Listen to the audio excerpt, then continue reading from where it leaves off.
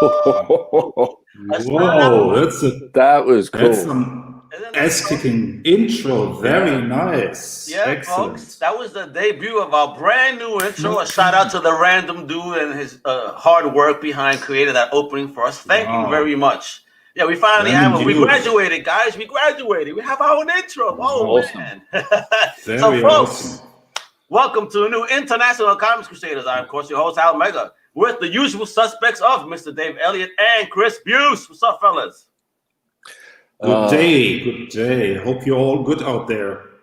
Yes, evening here. Evening, and here it's midday for me, so, it's beer o'clock, so it's fantastic. And we could start kicking ass. On that note, man, we got it's whiskey. It's whiskey o'clock for me. Oh, whiskey! Yeah, it's dark. It's dark outside. Oh! Excellent! Ooh, I need some of those later too. Oh, let me tell you, man. God forbid we ever hang out, man. It's gonna be fun times, and we're gonna have to record it because we're gonna get in trouble and maybe arrested. All right. Very nice. Very excellent, sir. Yeah. So, folks, check this out. Today we're touching a very touchy subject. Sensitive, yeah, if you will. I mean, but we're actually gonna do it on a different angle, okay? We're not trying to point fingers or anything. We're gonna try to actually discuss the fact that politics has always been a part of comics.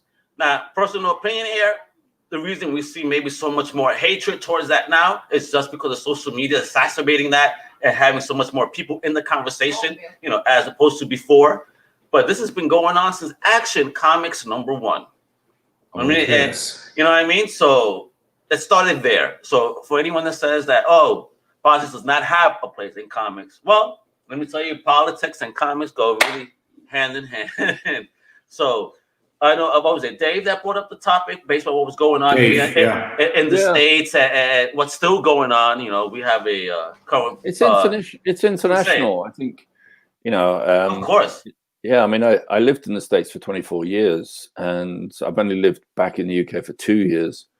And, you see the effects of it. It's like, because obviously when you're inside the United States, you're in that bubble. Whereas once you're outside, you're very aware of America's bubble and the effect it has on the rest of the world. Like a snow globe, viewing it from outside, right? When you shake it up, you see everything that's going on from the outside view. Yeah, which is very true, because again, we get possibly blocked seeing certain things that probably we should be seeing, without being so skewed, because unfortunately media nowadays is so biased. Every channel has an opinion, not a fact. Yeah. And I think, and unfortunately, it's that aspect of it that gave fuel to a certain person who started labeling things being sort of fake. And it's how conspiracies work. Conspiracies only really work if there's actually a kernel of truth to actually to start to build upon. So it's true, man. Let's get into this, man. We have a long line here. I don't mind hanging out for a bit because there's so much stuff to cover. And again, we're talking about pre-gaming, folks, right? Actually, comic #1. Let's just start from right there. Siegel and Schuster, their background, right? Jewish immigrants dealing with some, foul business in their lives. You know what I mean? And here they created the everyman, the superhero, the Superman, that would stand up for the little guy. And actually, comics #1 alone, there was 3 things that he covered. He saved a falsely condemned man. That's a comment on the judicial system, right? In law. He beat up a wife beater, moral. He shook up a political lobbyist, preventing him from doing some shady business. But if that's not political, folks, starting from Superman, our first hero, you tell me what is it then? Yeah, but you also have to consider where these guys came from. I mean, Jerry Siegel was 17 years old when his father got shot in his shop by an unknown assailant. He was shot or he died of a heart attack. I'm not sure right now, but he died when Jerry Siegel was 17 years old. And you look at Superman, and the first thing you read when you finish the first page, which is his origin story, is this one caption: "The champion of the oppressed." And that, in a nutshell, is Superman. When Jerry Siegel and Joe Shuster created him, he was the guy who stood up for the little man who couldn't stand up for himself or herself. And that was the idea. That was the circus strongman, but in a political context. And that is very interesting. And then you have the reality behind it, that they eventually sold Superman to Harry Donenfeld. And Harry Donenfeld got rich by ripping off his own brothers and smuggling alcohol during the Prohibition. And he was this guy who paid them $150 or $130 for a character that would make him millions. That's quite interesting. And when Jerry Siegel went on to write Superman, all of that bled into the character. And if you read these first couple of stories, they're very political. It's only the first issue, but then it goes on and on and on. Clark is a reporter for a reason. He's there to uncover the truth of the world around him. And Superman is there to right the wrongs. It's very interesting. And very simplistic in its nature, isn't it? Well, it was if you look at the American Constitution, it's the whole freedom of the press is covered under that. But you also have to look at the bigger issue of so many of the creative forces in comics were Jewish immigrants or children of Jewish immigrants. Yeah, but then on the other hand, and isn't that interesting? Bob Kane, who pushed out Bill Finger and who got a very lucrative deal with DC, he created Batman, or he co-created Batman. And Batman is this rich, wealthy playboy who is very much the defender of the status quo. Batman is very much a class character. He's the opposite of Superman in that respect. Yes. He is, but the general aspect of these are all characters that are saving. They're saving people where they were created in a time when people needed heroes, and if you wanted to send that message to America, to hey guys, it's like, because remember at that point America wasn't even in the war. That's true. But it was a way of, it was paving that way because these people had just recently arrived and trying to get that message across that there's these bad guys out there and there are people that needed defending. And, while comics have been political, they've always towards these made up country names.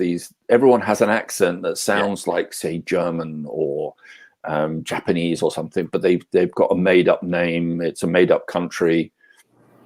But we know where it's coming from. But in that period though, they didn't. They just stuck with the Nazis, the Germans. It was like, here's the Japanese, and even calling them and things like that in the comics. Yeah, but here's the interesting thing. Roosevelt had a liaison to the comic book industry. And they made sure that the comics put out the message they wanted to push out. That America was good, that their cause was noble, and that these were subhumans that needed to be defeated. And what is even more interesting, what verbiage, man? But I think that came later. I think that came later because it was during the war years. That was during the war years. And what's so interesting is that Timely Comics went rogue and they had darker stories, and they were banned from all the PXs. Right. Really? Yes. And also very political than to be banned. I mean, would you consider comics as press back then when they were trying to send a message like that, But I think it was the fact that comics were already such good, strong sellers. And think about it, you don't know. I mean, everyone goes into sort of a bit into war with a bit of false bravado going, oh, this will be over in 6 months or whatever it is. But at the same time, you want even the kids to be aware of yes, we've got to smash these guys because you never know. They could be coming of age soon and you want them to join the army. And I mean, you had blackouts in California because there was the very real fear that the Japanese would try something in California. And there's a very interesting story that during the later years of the war, they started to fire into the sky because they thought the Japanese were attacking. It was called the Battle of Los Angeles. They started to fire, the military started to fire into the sky, into the States, not clear what really happened. If there were some weather balloons or anything, but they were starting to fire into the sky the whole night. And that was the reality. And so the comics prepared the kids for this. This is going on. This is the world we live in. But the superheroes are there to protect us. I mean, you just mentioned something, right, about World War II and how, we had these characters. I mean, and, Siegel and Schuster via Superman kind of warning us, right?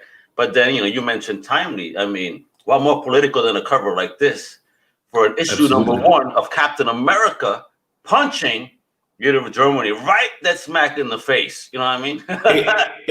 eight months before Pearl Harbor. Look at that. 8 months before Pearl Harbor, Jack Kirby and Joe Simon drew this cover. So you're trying to say it was their fault that we got attacked? I don't think so. The Japanese attacked, didn't they? The Japanese attacked, didn't they? But it was they getting involved in the war effort, even before there was a war effort.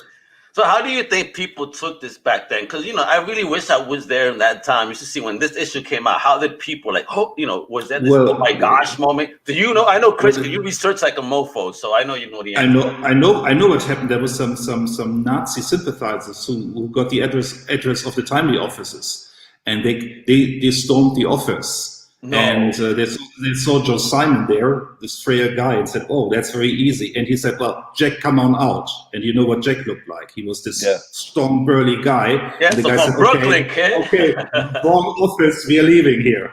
Yeah. And he took all those 4 or 5 guys, and they quickly left. It's a true story. The king handling it. Brooklyn in the house represent. I love it. He was a brawler. Mm. Yeah, well, when you grow up in Brooklyn, you better be. So he was, he and Bill Everett were both raised on the East Side. So East Side, man, look at that, man. Those are real top dogs from New York back in the day, real brawlers, man, for real. I can't imagine that happening. I mean, imagine that happening nowadays. That would be absolutely hilarious to me. Mm. Oh. And a shout out to It's a Short. Asking me questions. Everybody's picking my brain today. It's one of those days, guys. So, right? So we did the Captain America, right? And for me, Captain America, even if you see it there, right? He was the representation of American strength at the time, right? You know what I mean? And let's see. There was also, let's talk, again, that wasn't just Superman. It wasn't just Captain America. Wonder Woman by William Moulton Marston and H.G. Peter. They were preaching equality in Wonder Woman comic books. Definitely. There was something preaching equality back then. That's something Marston was very, very convinced of, and he secretly lived in a liaison with 2 women. He was married, and they both had a girlfriend, a live-in girlfriend, who was 15 years younger or something, and she was part of the family, and there was a love triangle. Yeah, I gotta watch that naughty movie, but here's an example of what I mean. Look at that. Okay, you know what that means? Liberty and justice for all, regardless of race, color, or religion. Yeah. That's not political, right? Well, she didn't even say sex, but Oh shit! Very true. That was then, but at least a message was still being spread there. And I mean, and I know that Chris covered this one because they went even deeper. Now we're in World War II, right? So Siegel and Schuster, they actually did a piece for Look magazine. Now, even though they called them Superman in this, it wasn't our traditional looking Superman. Yep. And in this, guys, what he does, they basically make Superman basically says, okay, in order to figure out this war, he basically grabbed Stalin, he grabbed Hitler, and went to the world court. You know what I mean? Like, all right, you getting tried now. Yeah. I mean, imagine that type of messaging being shown now with the advent of social media. I think people would go batshit crazy. But here's the reality of it. Superman never really entered the war. And how did they justify that? Very easy. Clark wants to enlist in the army and needs to read an eye chart, and he fails because with his X-ray vision, he was reading the chart in the other room. Oh, shit. And so he's kept behind, and he has to guard the home front. And that's why Superman never entered into the war, because DC Comics or National didn't want that. When was that story published? In the early 40s, I think, huh? Because I'm just wondering when he first used his X-ray vision in the comics, because it wasn't one of the powers he had to start with. No, but I think it was 42. I have to check it somewhere around that time. Yeah. That was before the radio show in any way. Although So maybe the they made covers- it up. Maybe they made it up for that story. I don't yeah. know. Okay, it says here Superman uses X-ray powers for the first time in 1939 in Action Comics number 11. Here we go. Okay, so there you go. You got the answer there. Thank you, Google. I love Google. Google, you know, that's when it becomes fancy. You know, when it works for you, actually. All right. So listen. So look how far back we're going, guys. Right? We're going from the beginning. Go to Captain America, even Wonder Woman. Yeah, I mean, we're going back to Look Mag. You know, I mean, if you wouldn't even touch upon now, look at Iron Man, for example, when he presented. We're talking about an American munitions manufacturer fighting an evil warlord in Vietnam at the time. Again, more political commentary yet in comics right there.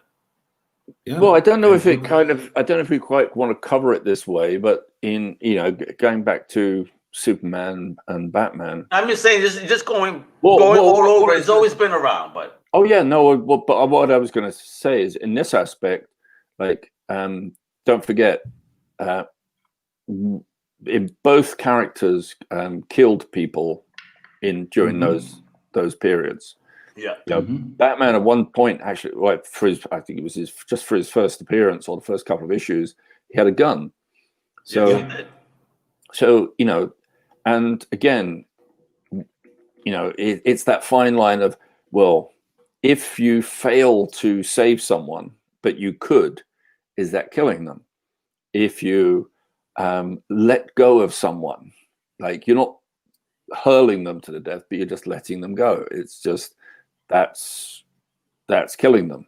When Superman picks up a tank and smashes it to the ground, or throws it, clearly anybody inside is going to die.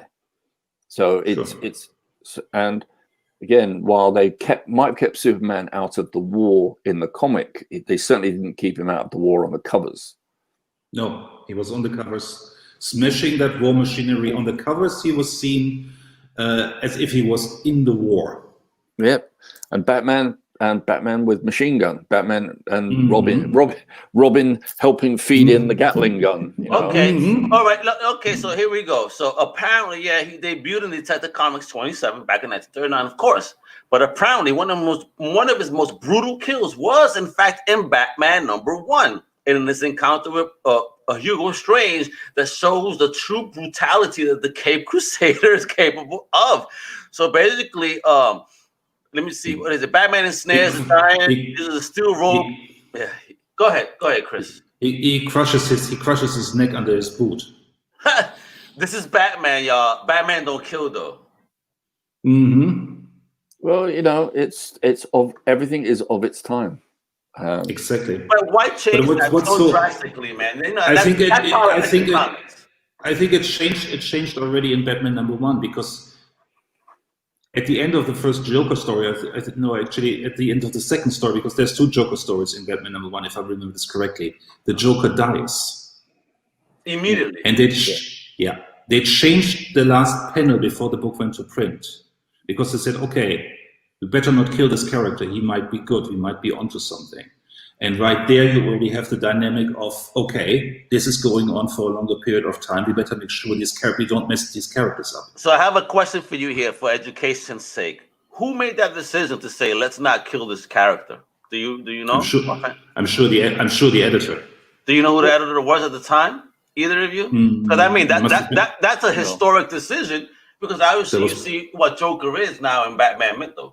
But we might have been Jack Schiff. I'm not sure. I have to look it up.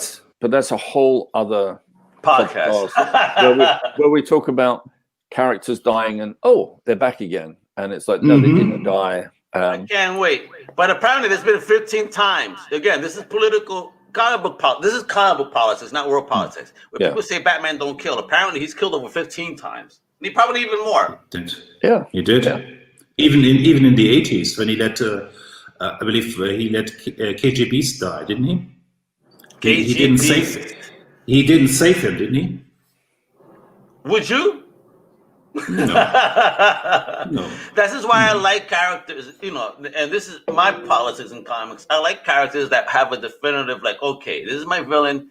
If justice doesn't work, I mean, and there's always something synonymous in comics. Doesn't work. That's why we have the superheroes, right? Because we have one person that's politics in itself. But it's also the end of the first Nolan movie where he says to Ra's al Ghul, I will not kill you, but I don't have to save you.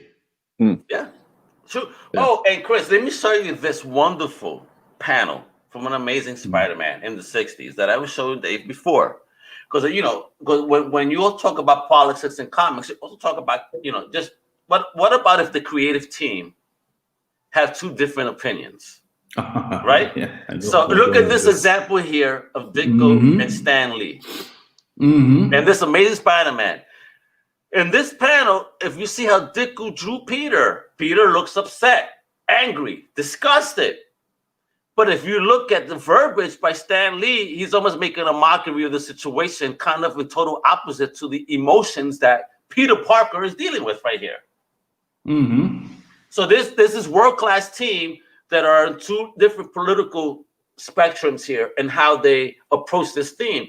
Now, Dave brought up a wonderful, wonderful topic. And guys, if you're listening, if you have access to any original art here, please notice that the signs have no verbiage on it. And Dave brought up a great question. Since Stan Lee just edited this book, was any verbiage removed from those things? Because we don't know what the hell they're protesting. I think look at that.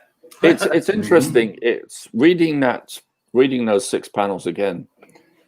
It kind of reminded me of that moment from the Amazing Fantasy 15 where something's going on and Peter, Spider-Man, could have done something about it and there's repercussions later. If he's going through that protest, the protest is on, but he's clearly got something else on his mind. And he doesn't want to get drawn into it. And because he doesn't want to get delayed, that last panel where he's going like, hey, look, if they keep bothering me, I'll give them something to really protest about. Meaning like he's just he can't even be bothered with it. He can't even be bothered with the protest. And that's the nature of people even today sometimes, right? yeah. And that's something that you can definitely, there's if hey, you want to help someone, you want to do something for someone, but just you can't guarantee that on that day you're going to have the mindset to do it. You're not going to have other problems because chances are, knowing Peter Parker, Aunt May was sick again, or he's trying to help her pay rent. Aunt May was always sick. I can't believe that lady ain't died in that run. It's like, and then they make her even younger in later runs. Like, geez, Aunt May, you got. Well, I need that. She found the fire in her youth. That's a whole story right there. Well, it was always she was either ill or it was clear she had no money, and Peter was pushed like, I've got to go and sell another photograph, some more photographs. Of course, man. His titi was using him, man. Yeah, that's family using him. That's politics. That's internal family politics. Was his aunt using him? But that's also politics, as in you realize that, like, here's this old woman who's obviously clearly not getting enough money to get by. Her husband died, not even his pension or Social Security helping her, yo. Exactly, yeah, that is a real comment. You're absolutely right. So it's a subtle one. It's a subtle one. Yeah, but it's also Stan Lee didn't want to get involved in these kinds of things. There's a lot of interviews with him where he said, well, basically, no, we were trying to be in the middle, because Stan knew if he took a political stance, he would lose half his readers. But it was always in the middle. Right, but it was always in the middle because Steve Ditko was certainly someone who wasn't in the middle. Yep. No. Jack Kirby was someone who certainly wasn't in the middle. Yep. But Romita was, because Romita followed Lee's lead. And if we get to Spider-Man 68, the famous issue where you have this riot on campus. Well, the students are rioting, but it's all a big plan of the Kingpin. So the kids are all right. These are not bad apples. These are cool kids. And in the end, Peter says, oh, yeah, it's okay, but I don't get involved. Yeah, to me, that when I think there's a definite edge to Spider-Man that went when definitely Steve Ditko left, and it was kind of I want to say, I don't want to use this word, but I'm kind of thinking the word vanilla. There was a kind of a vanilla essence sprinkled over the Spider-Man stories that followed. Yes, you only need to listen to Alan Moore. I mean, he said, well, basically after he lost interest in Amazing Spider-Man when Ditko left, and it's one way to read it. It was basically a different book. It was completely different. That's what happens when creators take over a book, and that's not the original creative team. But how do you feel about that, though? Because Peter, for me, was one of those characters that we actually saw a forward progression on, right? I mean, we saw him go from high school to college and then to adulthood, and then that gets all washed away.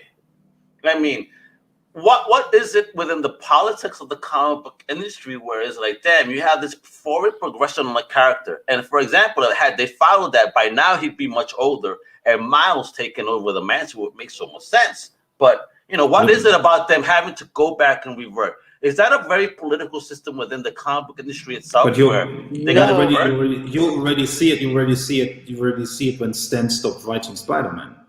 After Roy Thomas did a few issues, you see it with Jerry Conway, because what Jerry Conway did, he killed Gwen Stacy. He killed Gwen Stacy for a reason, because he said she was a totally bland character. She was this rich girl who didn't really carry her own weight. Mary Jane was a broken character, and she was much more interesting. She was much more working class. She fit better to Peter. Well, that's a political statement as well. It is, absolutely. And now look, folks, Gwen is all over the place, right? but here's the thing, like, changes always happen in comics, and then they try to like go back, start retrofitting, whether it's Clone Wars or something rubbish like that. No, my God, he said Clone Wars. Yeah, forgive him for that curse word. It's left. It still has a bad taste in my mouth. The Clone Saga. But it's stuff like that. Well, all I was just going to say is, like, the problem is there. The reason they have to go back, and the reason they had to, like, you had One More Day or whatever it was called, where the whole Mary Jane Mephisto, thing. That was. Well, but the reason you have that is you have to look in the perspective of things that, as far as just say the Marvel Universe is concerned, it just shows that the real creative force at Marvel was Steve Ditko and Jack Kirby. Yes, absolutely true. For creation, on the creation side. Facts. Marvel couldn't have existed without Stan and the fact that he was so good at PR and things like that. But there was a lot of people who did great work with those characters that followed. And yes, there were other good characters that followed and some great characters that followed, but nothing like the pool, the brand new creations that Steve Ditko and Jack Kirby came up with. Definitely. There's nothing like, you can point to Wolverine, but Wolverine was an X-Men. Like, that no one would have created Wolverine if, out of the blue. Wait, but remember, Wolverine didn't come into the X-Men. He debuted as almost like an Alpha Flight member in Hope. A Canadian. But that was all. But if you look at it all, it's all, tangential relationships. Oh man, thank you for even bringing that up, though, because when we talk X-Men, let's talk about Professor X and Magneto just for 1 second, real quick, because wouldn't you consider them the Malcolm X and the Martin Luther King, such opposing mentalities, where one, is like what any means necessary, and one was just a peaceful person? I mean, look at this conversation here. You know what I mean? But they're actually closer. Malcolm X and Martin Luther King were a lot closer to each other and their point of views than Magneto and Professor X. With the exception of the violence aspect to it, right? Where, any means necessary versus, you don't need to go down that path, is where their line is split. I think kind of similar type thing to this X-Men identity, because Magneto is like, by any means necessary, we are superior, F it, let's show the world we are. And Xavier says, now let's work together as one. And I like that approach more, of course. I liked it later on when they revised Magneto to be kind of, they had the same desire, but different ways of going about it. And, Magneto matured as a character and his view of the world. All the writers matured him. Well, no, I mean, like you can't help it. He matured. As you build a character up and you give anybody, the moment you give them stories, history, backstory, other characters to riff off, they mature. They, as they grow as a character, you can't keep them one-dimensional forever. No, you can't. Exactly. That would be a snooze fest, and we would never have them again. Yeah. But there's also, I mean, there's also the aspect, if you want to expand this political topic, if you look at how comics were received abroad. I mean, I read Green Lantern as a kid in Germany, and here you had this American test pilot who was part of the military-industrial complex, only that I didn't know these kinds of words back then, but it was very much part of the American military. And this is also very political. Let's talk about Green Lantern and that, because Green Lantern, once he hooked up with Green Arrow and that legendary O'Neill Adams run. I mean, I want to show you this one panel, which is one of the most hold on, wait. So, like, you see, I know what you're doing, and you're going to jump straight into that. But I think if you focus a little bit more on backstory in Green Arrow Green Lantern for a second. So give me something that I want people to see something visually. So not only was he a test pilot for the military-industrial complex, but he became a policeman, a galactic policeman. Yes. And white boy. Enforcing a certain point of view on the rest of the galaxy. Or rather, like the Green Lanterns, forcing his will on others. Yes, he has the willpower, doesn't he? Definitely. Before we go to, I know you want to go to Danny O'Neill, but it's interesting that John Broome, the same writer who created the new Green Lantern, turned him into a left-winger near the end of the 60s, when kids were no longer interested in stories about the US military. Suddenly, Hal became a drifter. Suddenly, he had a problem with the Guardians. Suddenly, he was reprimanded. Suddenly, he lost half of his powers because he was no longer their good guy. And O'Neill later came in and retconned him as this right-winger again. So what you see is also characters were changed to fit a certain political agenda of a writer. It was not always organic. Yeah, but comics have always done that reset thing of, because at that period, it was expected that the cycle of readership would be 2-3 years. So you kind of, if you told a story, the idea is that by the end of that issue or the end of that sort of few issues, you'd kind of be back where you started. And you could, so that's why villains would leave, come back, and they just went on and on. And so, the idea of Denny O'Neill making him right wing again was just so that he could almost tell the same story as John Broome did, but from his own perspective in his own way. So he basically made him right wing again and then took him left again. Yeah, and this is the historic first issue where that began. And you know what's a shame, guys?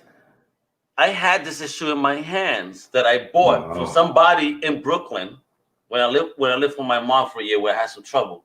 I paid $5 for this book. And you know the story how Danny O'Neill came to Marvel Comics, how he came into comics? How? Go ahead, man. Rest in peace to Danny O'Neill, man, too. Danny O'Neill studied English and creative writing, and then he went into the US Navy, if you believe it or not. Okay. After the US Navy, he was in the US Navy during the Cuban Missile Crisis. After the US Navy, he began writing for a newspaper in Missouri.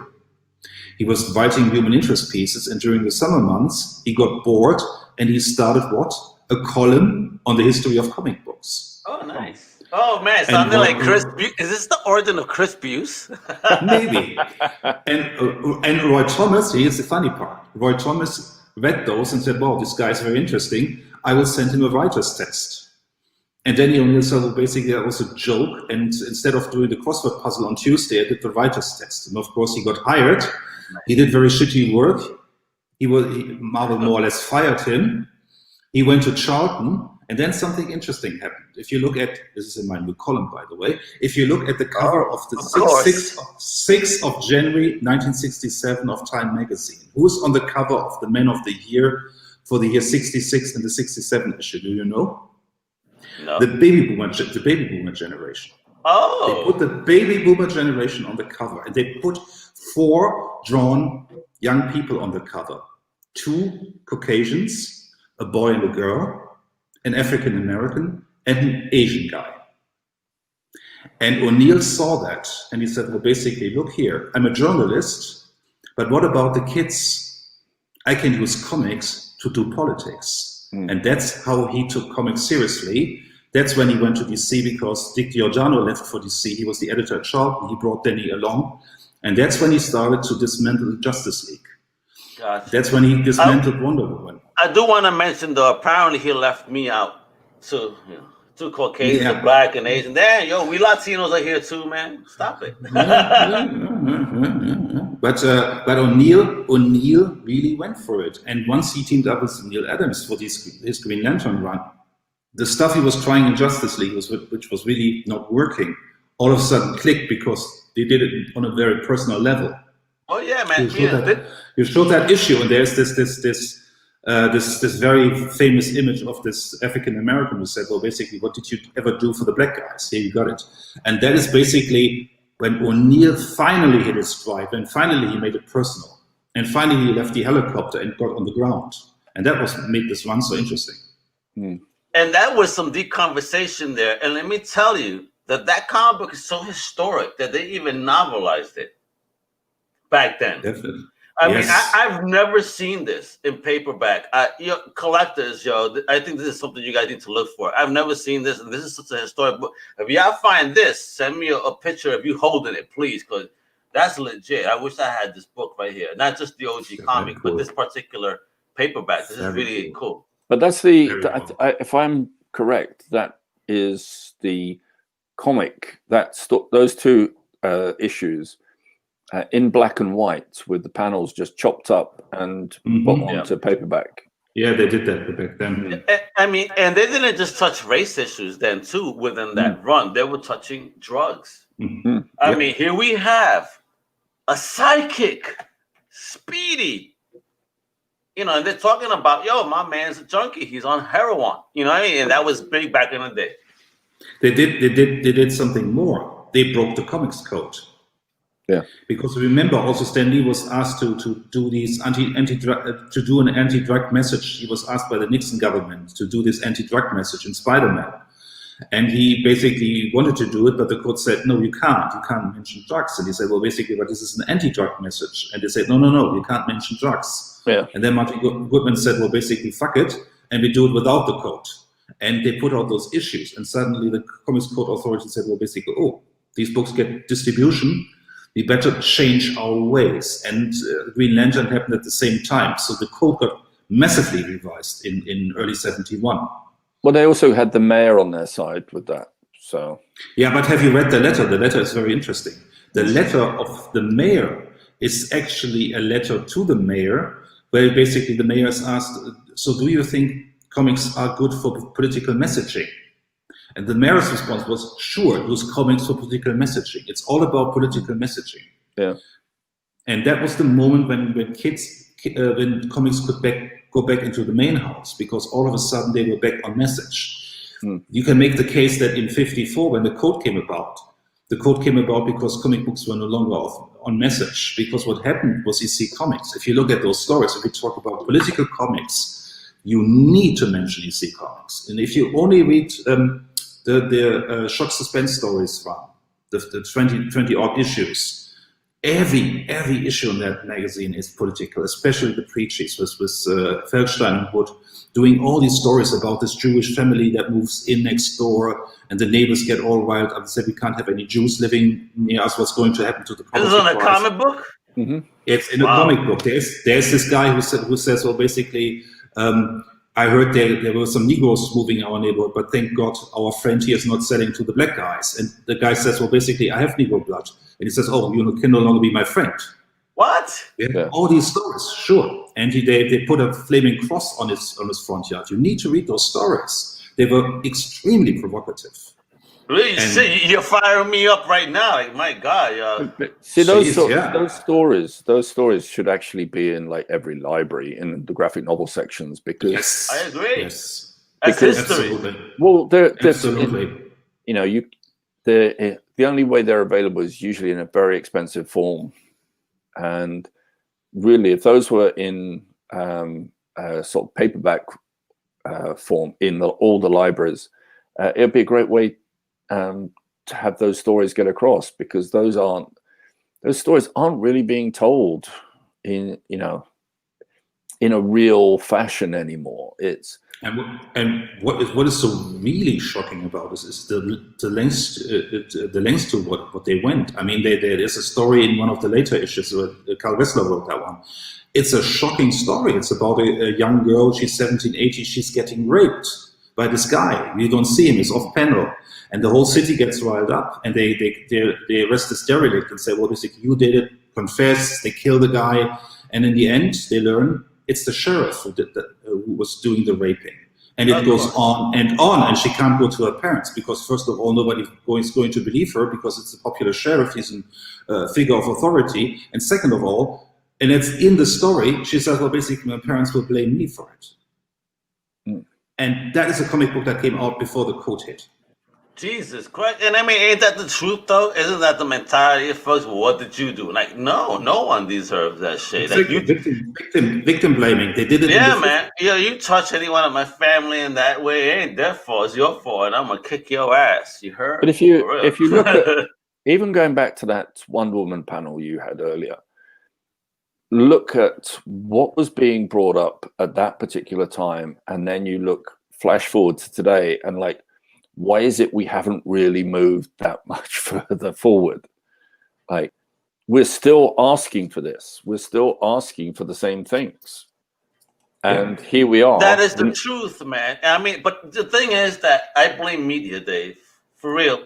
Because as I watch media here, I'm not white. I'm not black. I'm Latino. I'm brown. Mm.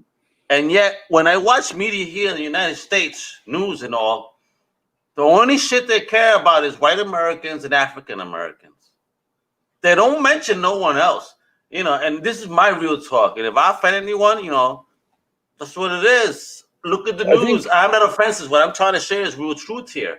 So if we're such a melting pot, please understand that we are. We're more than white. We're more than black. We're more than brown, We're so diverse in this country. So, start to ridicule, even with certain movements nowadays where they do the gatekeeping and shit. It's like, even within the comic book industry, it's like, you got to stop that. Accept this. I mean, what's the problem? The U.S. is the perfect example. I mean, I grew up in a big city, so that's where my perspective comes from. But, I've been in small towns, so I could also understand that perspective, because in a small town, when I was in Massachusetts, you hardly saw color. You know what I mean? So, that affects people's mentalities, the views of the world, obviously. I grew up in New York, and I saw the other side of it. And my daughter, unfortunately, went to school during that time. And because she was different, a Latina, she's Puerto Rican, by the way. And yet these kids were picking her, talking about, you like tacos, you like burritos, like doing this bullshit. And, it's like, my wife never told me this because she knows that I would go to school at my 40-year-plus age and kick some 18-year-old ass. But because I don't want to talk. I already grew up in a tough effort in the 90s as a teenager, to be honest. You know what I mean? I was stopped by cops every weekend, getting pulled over just because of my color, and here I am, this uber geek that loves comic books and stuff, you know what I mean? I respected my parents, just worked hard all my life, a good student too, you know what I mean? My average was at least a 3.5. I wasn't a 4.0, but I was definitely above a 3.0. You know what I mean? But because I'm different, I wasn't accepted, and comic books, showed me this whole different world. That's why I want to give a shout out to people even like Don McGregor. Don McGregor, for example, back in the day was bringing change to comics, but yet Marvel was blocking the shit out of them. You know what I mean? So, you got to talk about that, because I know, you're from UK, you from Germany, I'm here in the States, and just seeing shit that's going on, it's like, it's wild. I don't know your perspectives. Again, you are, at the end of the day, white skin, both of you. So I don't know, what you guys go through or what you've gone through. But I know that through my life, because of how I looked, You know what I mean? I've been chastised. I've been through shit. But here I am still showing love, you know, and comic books has been an avenue, hopefully waking people up, you know what I mean? And showing people how diverse we are. People shouldn't get mad when they see diversity in comics or change, you know what I mean? Or politics. Because again, you know, sometimes, yeah, I want to take a break from comics because of the political, but you can't get away from the truth and the life that we live. But you also have to face the fact, and I mean, Dave brought this up. I mean, if you are a 50-year-old guy and you don't like comics the way they are, maybe they aren't really for you. Maybe they are for 15 or 15-year-old readers who want to see a more diverse world. I mean, but I think that's the problem. Comics should be for a 15, 16-year-old. That should be the core audience. Yes. Doesn't stop anyone else reading them. It does. If you don't like a Muslim Miss Marvel, a 15-year-old Muslim girl, it's natural if you're a 50-year-old white guy. That book is not for you. What is the problem? But you can't complain that they make those books because there are readers out there who enjoy that. Yeah. It's a popular book. Yeah, see, that's my whole shit. You know, I'm sorry, Dave, but that's my whole thing. There's so much stuff out there that you could love. So, you know, once your characters change, you know why? Because there's so much stuff in the independent world with people with maybe your mentality that's going to give you what you want. It's out there. I mean, so don't try to force the big two to change. If you don't like what Marvel is doing, pick up a book by Ed Brubaker and Sean Phillips. There's two white guys who write comics about white people. Yeah, read that for a change. It's not that. It goes back to what you were saying earlier about a character's aging and then getting rid of all of that. Yeah, that's another problem. We've got old guys still wanting their comics just the way they are from 30 years ago, 40 years ago. And the fact is, it's like, to be honest, it's like, guys, just go back and read the old stuff. Forget what they're doing now. Leave it. Go back and read. Like you've got 30 years, 40 years of comics to reread that you probably haven't reread because they're in your coffin boxes, Mylard and whatever. And Dave, you're on it. Wait, real quick. One of our listeners, viewers, Cherokee Metal, said, just basically touch upon your topic. I have read books I thought I would never like and ended up loving the series, just going back. Yeah. But I just wanted to say there was something you said at the beginning. I just want to say, it's like when media is concerned, the problem with media is that everything is ratings based. And it's based on what people. It's very much driven by what's popular. Well, no, it's not. It's actually driven by what advertisers are willing to pay to see on the screen. Like, true. I mean, don't forget, ExxonMobil will not advertise on your cable station if you're going to talk about pollution. Oh, where? Yeah. So what I was going to say to you, you know, then that's why you don't get much talk on climate change. And your point about how white and black people are the only people spoken about in media, I would actually say that it's predominantly white people, and black people are talked about to make the more liberal white people feel, oh, that's good. Oh, that's good. Oh, that's good. Oh, you're doing that. Oh, that's good. Oh, yeah, yeah, because that makes me feel good. Oh, yeah. Rather than from a genuine perspective of, no, we should be like, you know, again. Let's talk about people in general. You know, let's talk about people. For me, I am a citizen of fucking Earth. I'm not, you know, listen, I'm not Puerto Rican, I'm not Latino, I'm not American. I am a fucking citizen of Earth. You know, and you know where people are going to feel like that? You know, listen, the government's learning alien videos. I swear to God, the day that aliens come, everybody's going to be an Earthling and not even worry about goddamn race, you know, gender and color and all that shit. Because, you know, we're from Earth. That's it.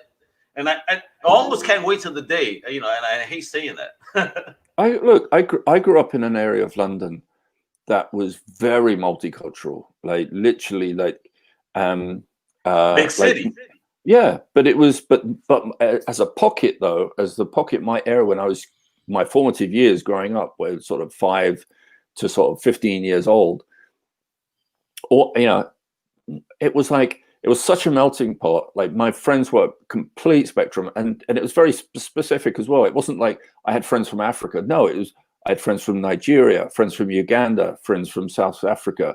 It was friends from India, friends from Bangladesh, friends from Pakistan.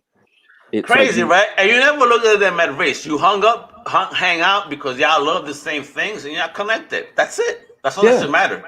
Yeah, it's like if you can be aware enough to understand the difference between the accent of someone from Bangladesh and someone from India, or someone from Australia and someone from New Zealand, like, you know, I learned to do that, and that's because that's who I was growing up with. So often I could actually, like, I could look at someone and go like, "Oh, you're from Bangladesh, aren't you?" And like, "Yeah, yes, they were." Bro, I don't know a word of Polish, but I grew up in Greenpoint, Brooklyn, and when these Polish folks would be at a Latino bodega, right, asking for something, and the poor guy behind the counter is like, I don't know what he's saying. Even though I didn't know the language, because I have Polish friends, I picked up a few words, and I was able to help. Because again, that's the power of a melting pot. You learn so much from your community.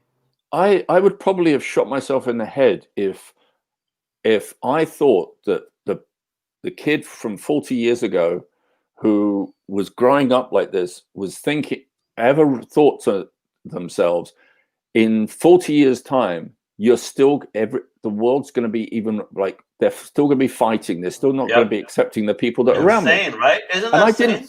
And I didn't even think about it, because everyone, I like, literally, like, some of the first, when I first started dating, it was Jamaican girls, or Ugandan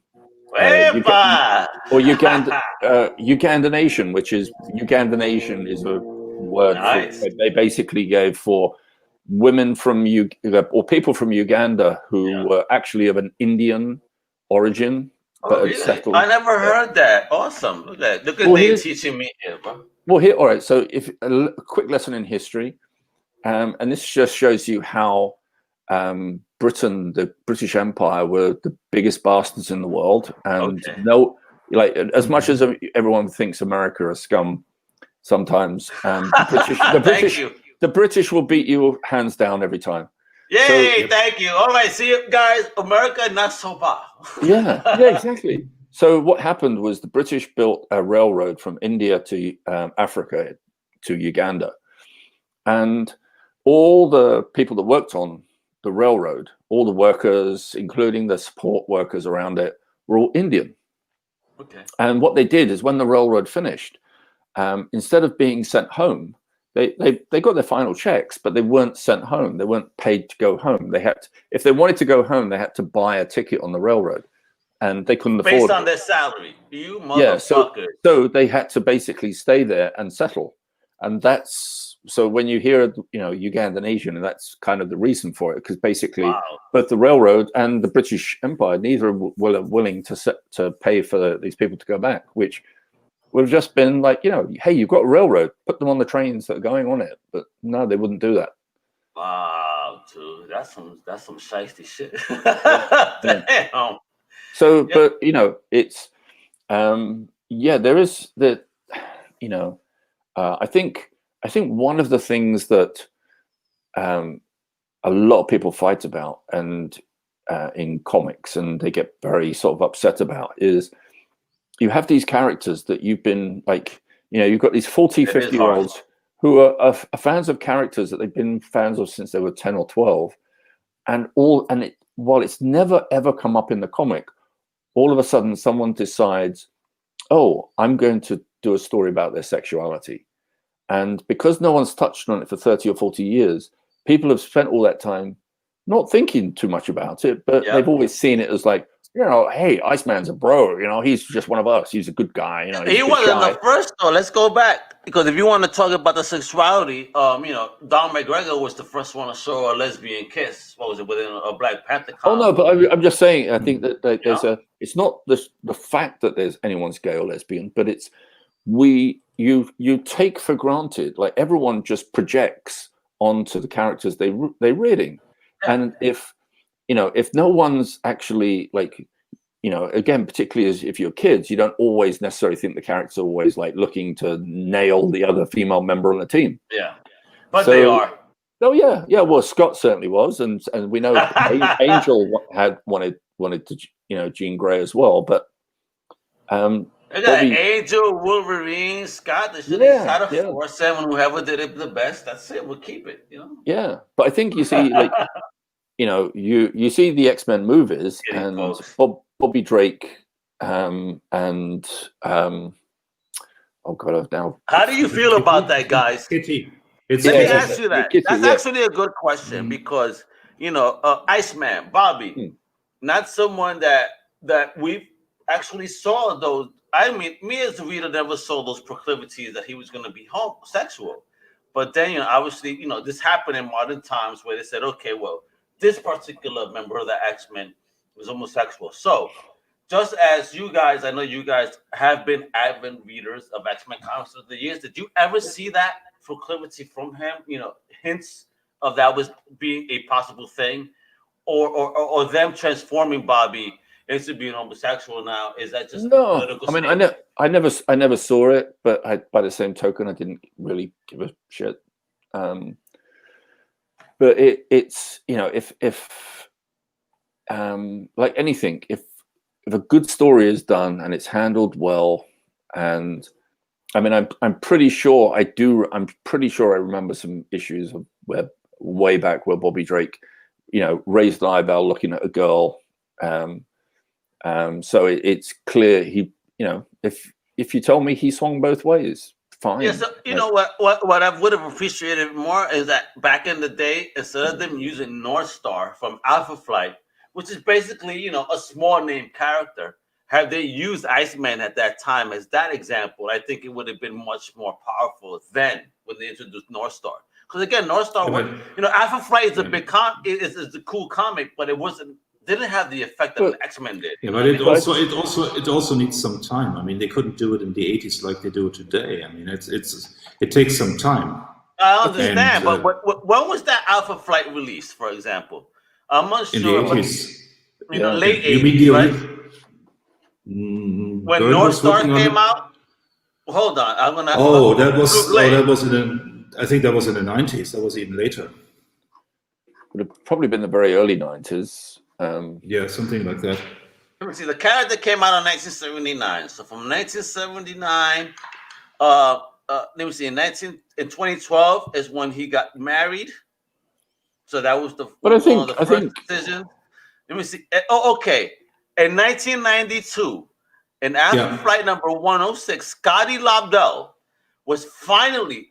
Look at the verbiage used here. This is the verbiage. In 1992, writer Scott Lobdell was finally given permission to have North Star state, I am gay. So basically, North Star was the first opening gay character, but it took it until 1992 to happen. Although this is something that's been part of life. You know, I'm not gay. Just to put it out there, I have family that is. You know what I mean? And I know that when they talk to me about this comic, they mentioned this shit to me, and it's like, oh shit, yeah, I have the first that issue. You know what I mean? Like, here, I blessed them with it. Like, if this is something that means something to you, I'll give it to you. You know. Well, when John Byrne first created Alpha Flight, I have to be honest, it's like my gut reaction was North Star was gay. Like, why? Why was that? Was there something? I don't know. It was just the way he was drawn. His body. Exactly. John Byrne was and still is an exceptionally good writer and artist. He is, man. He's that double threat.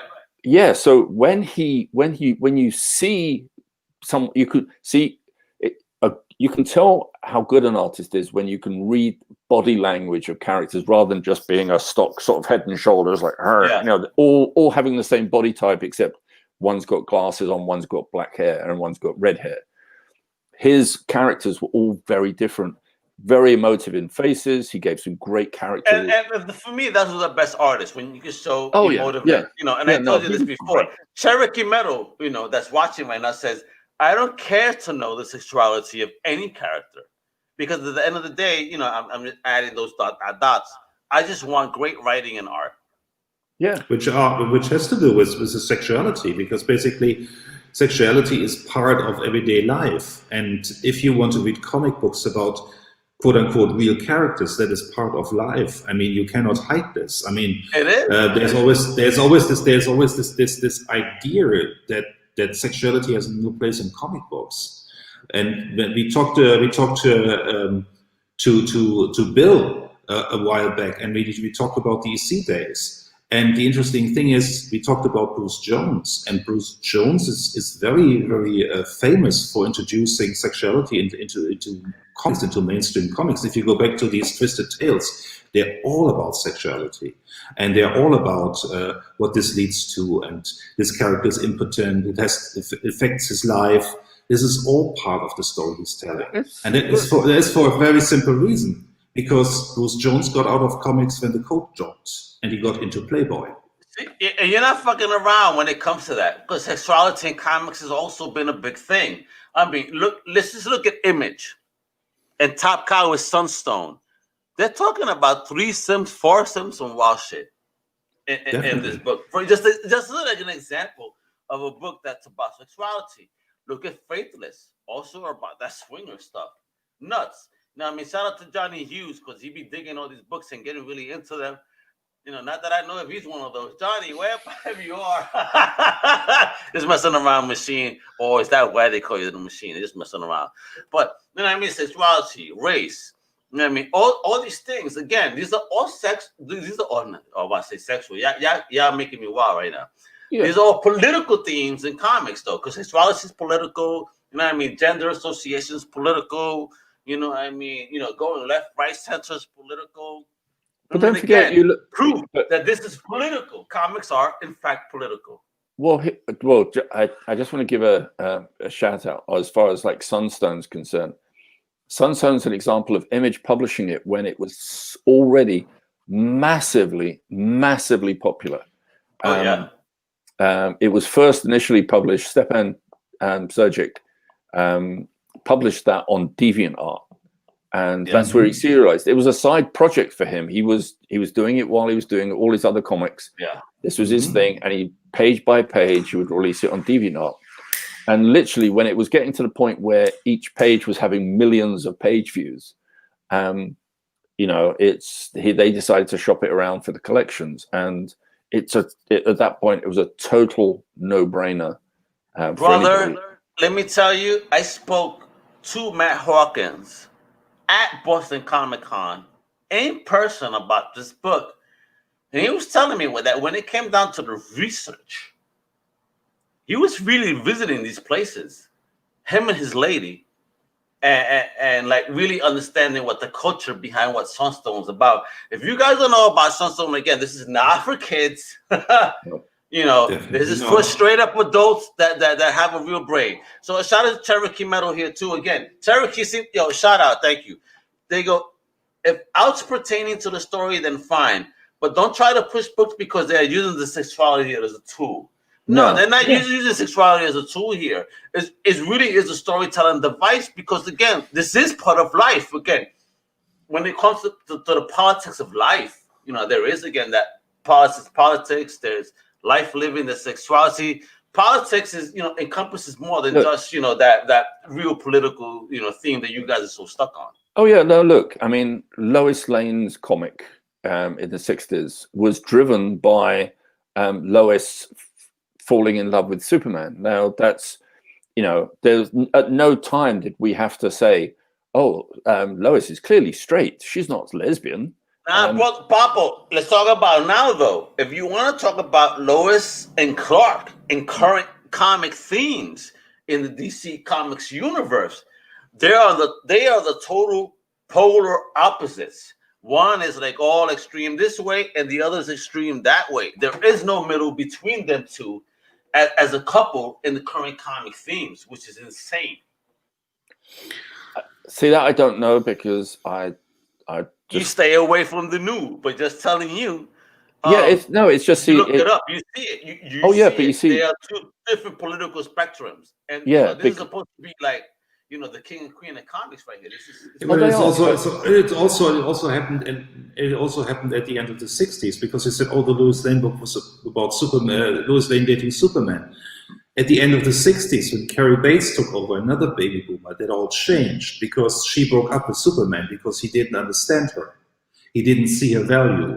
And she began to roommate with two other girls. One was an African-American girl. And it was a girl series for a while, with the girls having cool adventures. And that was the new Lois Lane book. and it was immensely popular. And Superman was out of the picture. It was no longer about Superman. Did it sell better than Superman at the time? It was very close. Superman was number 1, and Lois Lane was number 3 or 4 in the sales charts. Holy shit, though. That's crazy. Look at that. That's when Because Jimmy you had Olsen exactly, you had a lot of female readers back then. I mean, right now we have a lot of YouTube female viewers, so yeah, I'm happy. Good. Yeah, Okay, because cool. again, we're educated. We're not talking down on anything. It is about education in comics again, because international comics is all about that. And again, this is just letting you guys know once again, not to sound like a broken record, but politics has always been a part of comics. And Well, we have to. You see all these people complaining about that shit now, but no, it's always since its inception been a part of it. Again, that's all I want to kind of really expose upon you guys and pound into your brains. I mean, a year ago or so, I had a discussion with a guy on Twitter who I didn't know and wasn't following, and he made the same argument. He said, "Oh, it's all new. It's all new. It's not new now." And I said, "Well, basically, go back and look at what Don McGregor did on Jungle Adventures." Yes, jungle action. Jungle action. There you go. Jungle action. Yes, jungle action. And he had an African-American artist supporting him, Billy Graham. And he was doing stories about the Klan. Listen, if you thought, Chris, I'm going to get you Don McGregor to talk to. Because he's going to tell you stories that will blow your mind. Because he did the first lesbian. Fantastic writer. Hey, Bud, we got to get Don on. I know you're watching, Bud. So, Bud, listen. For real, we gotta get Don McGregor because I know we hosted a panel with him last year, and he was talking about all the struggles that he had to endure in Black Panther. Again, this is a white man that was from New York, and what we talked about before was understanding the melting pot. And Don McGregor is one of those cats. He understands the melting pot. He knew how to, he goes, hey, he introduced the first lesbian kiss in comics. He put in the KKK, like Black Panther fucked up the KKK comics. Let me tell you, Marvel apparently had beef with that at the time. Don McGregor didn't last. I'm sorry, before you start, Don McGregor didn't last because he kept going against the grain. You know what I mean? Definitely. At the time. Definitely. You know what I mean? Definitely. So Don McGregor, thank you for pushing. Oh, Saber. Definitely. Saber, yes, sir. Yeah. Saber. And in the same vein, I mean, I believe it was Roy Thomas who said, well, basically, let's put the Avengers in the first issue, which was number 5 or 6 of Jungle Action, where they introduced the new Black Panther. And he basically said, no, if you put the Avengers in there, first of all, it's all about the Avengers. And second of all, it looks like this African guy can't handle himself and he needs the white guys to help him out. We can't do that. We don't, no disrespect, but we don't need y'all. We can handle ourselves. We've done it in history. Exactly. well, we can't. I've got to mention Jack Kirby. If you think about it, when the X-Men were created, it was almost from what I've read of Jack, the X-Men were created as a way of getting basically white people to understand what it's like to feel alienated, to be different. Mm-hmm. Yes. Yeah. But to have that people going like being suspicious, like, oh, you're a mutie. That's what his way was saying, like, same as that you're Jew or you're a black. So or you're Latino. Or, excuse the language, but the verbiage they used back then, you're a spick. Right. I transformed that. Spanish person in control. Wepa! But then you've got, so that was the X-Men. But then when Jack introduced Black Panther, look at Black Panther. Black Panther defeats the Fantastic Four as a test. Like kicks their ass. He kicks their ass. And afterwards he's like, no, it's okay. We don't need to continue anymore because I've defeated you. That's all. That's all I wanted to do. I've already busted your ass. That was my test. I'm worthy, and now I'm worthy as to be of my role as king. Not only was Black Panther, not only was T'Challa like basically the richest person on earth anyway, but here you have he's the king of his country, and he can kick the Fantastic Four's ass. Like, So- don't F with me. But here's the interesting thing, and you can even see it in the house ads, because originally Kirby wanted to go with a half mask. You could see his lower face. You could tell he was a black guy. Yeah, and I love that, to be honest. Exactly, but the retailers said, well, basically, you're not going to carry the book. You need to have a full mask, so not everybody can see he's a black guy. And you know why? Because too many retailers were just white-owned back in the day. So, yeah, Exactly. why not? Because me as a Puerto Rican owner, if I was alive back in the day, if I see that, hell yes, let them know who the hell we are. Again, you're talking to the #1 Spawn fan over here. It's your #1. And again, remember, he is an African American. Again, why? Because I don't have a Puerto Rican hero. If that motherfucker was Puerto Rican, I'd still be collecting him too. This is why I love White Tiger. But again, White Tiger is only a mantle behind Black Panther. Comic book history there. Mm-hmm. Because if anything happens to Black Panther, White Tiger takes over. Just so y'all know. Yeah, I just sent you the original cover to Fantastic Four. Which was used in the house ads. Yeah. Guys, you guys are about to get into a treat right here. Oh my God, he keeps sending me stuff. You also sent me some Superman stuff, so we'll get into that before we end today for sure, because he commissioned something that was really cool. But let me get this black. Oh my God, that is gorgeous. Hold on, guys. Guys, you are in for a treat right now. Let me save this bad boy and upload it immediately, because this is gorgeous. This is the Black Panther I remember going into Grand Book Center and seeing this on the cover. Yep. What? Look how gorgeous that is. That's Kirby at his highness, baby. Yeah. Gorgeous. Look at that. You know, everybody's showing. You got Invisible Girl, not invisible, so you can see her. You got the Thing. You got Mr. Potato. You got Black Panther. Oh, I mean, come on, yo. Yeah. Guys, if you don't have this book in your collection, you guys are insane. Let's get it done. That's gorgeous, bro. And again, you know why again? Because Jack Kirby was from New York. Yeah. And being from New York, he understood what a melting pot is. Again, big city. Well, he'd also I don't know. Hold on, Dave. Chris, how did you grow up in Germany? Was your section of Germany diverse, or were you really just, around just your own? Let's be honest. There is no diversity in Germany. There was basically everybody was white. I mean, we have a large population of what we called Gastarbeiter, people from Italy and Spain and from Turkey. So you got Spaniards. These people are Caucasian. I mean, so you can't really talk about diversity. You can say, okay, these are foreign people from other countries, and this causes some friction, of course. These days more than in the past, but really? we have very few black people in Germany. Let me ask you then: do you know what that percentage is of black brown in Germany? Is it like 1%, No. 0.5%? No, but I think I told that story before, because when I was a kid growing up in the 70s, I mean, we had the original Sesame Street from PBS, the original from the 70s with Gordon and Bob in the live action elements. There was a black guy and a white guy, and for me that seemed normal. Okay, that's America, here's a black guy, here's a white guy. And even my Big Jim action figures, there was a black guy, it was normal. But the politicians in Germany said, well, basically, we need to shoot our own live segment for the German Sesame Street because we have no black people here. Mm.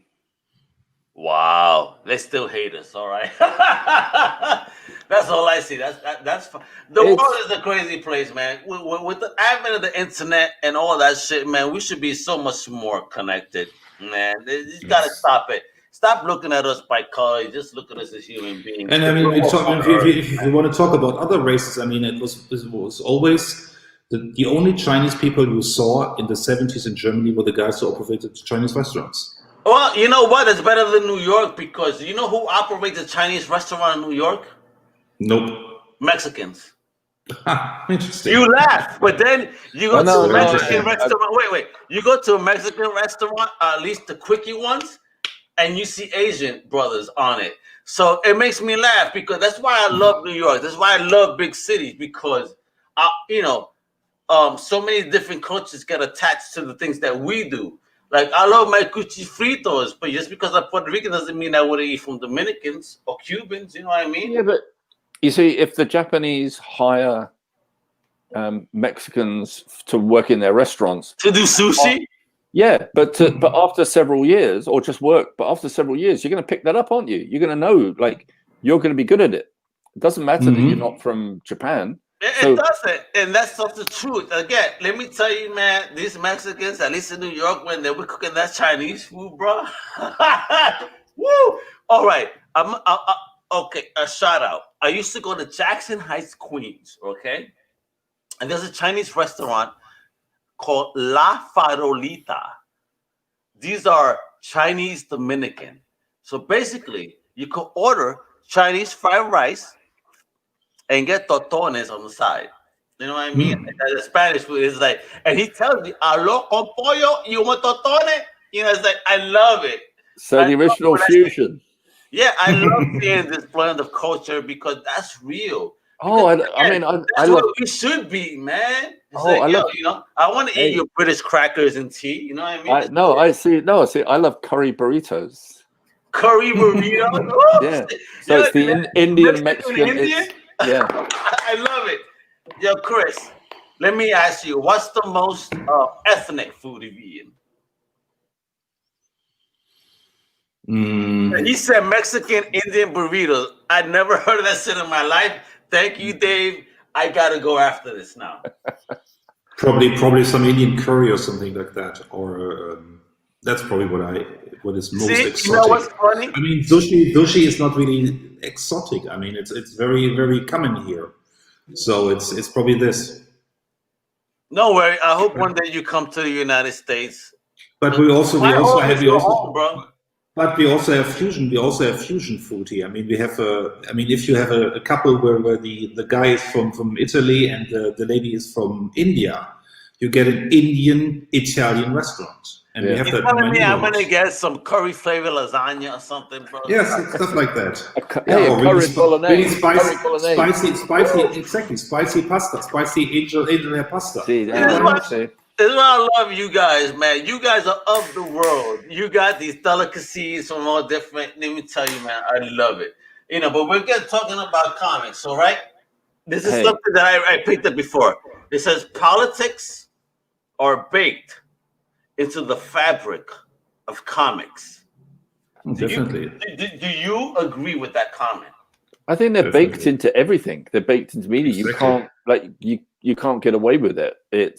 It's going to seep in. And you know, I really wanted to, like, when we first tweeted out yesterday about what we were going to cover today. Cover it, bro. Let's do it. Yeah, shout out to Doc Strange, who, like, Billy Delicious, who, like, said, like, hey, cover Steve Englehart and Secret Empire. Steve Englehart and Secret Empire. Let me tell you, that shit was nuts during the Watergate era of Captain America, where that nigga was, I'm sorry, the language, but he was so disillusioned with America at the time that he basically gave up that mantle and became the nomad, the man with no country. But you see, it was the lead up to that. Like, you know, Steve Englehart, you know, he thought that he would get some pushback from it, and he didn't. And because Marvel back in the day, you could do that, but you had to know how to do it. I mean, again, I learned that from Don McGregor. See, Don McGregor's issue was that he was too forward.